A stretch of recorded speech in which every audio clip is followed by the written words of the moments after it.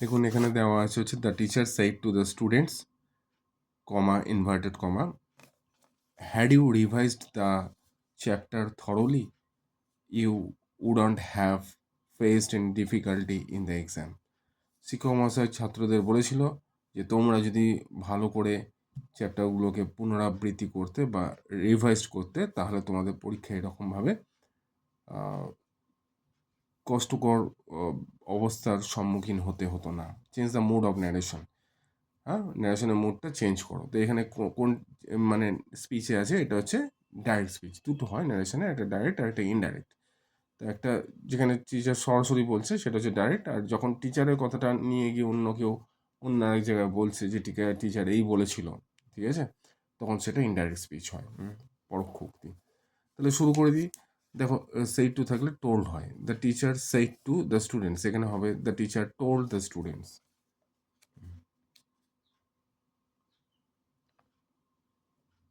The teacher, TEACHER, teacher, told, TOLD, told the students, DENTS, students. আচ্ছা, এবার এটা actually হচ্ছে হ্যাঁ, এবার এটাকে কী করতে হবে, এখানে had you revised this chapter thoroughly, you wouldn't have to face any difficulty in the exam. তাহলে এখানে হবে হচ্ছে দ্যাট, যে ইফ, যদি, হ্যাড ইউ, মানে এটাকে যদি ইউটাকে আগে দিই, ইউ হ্যাড, ঠিক আছে, ইউ বলতে কাকে বলছে, ছাত্রদের বলছে, তাহলে এটা দে হবে, ইফ দে হ্যাড, আচ্ছা, revised the chapter,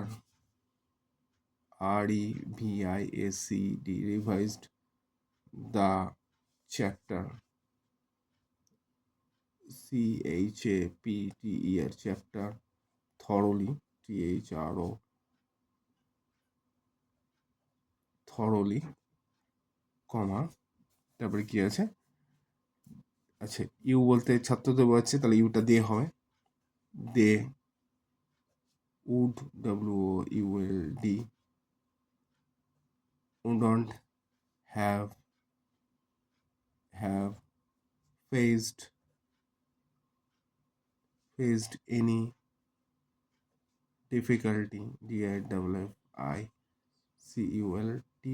difficulty in the EXAM। এটাই হয়ে গেল ইনডাইরেক্ট স্পিচ, ঠিক আছে।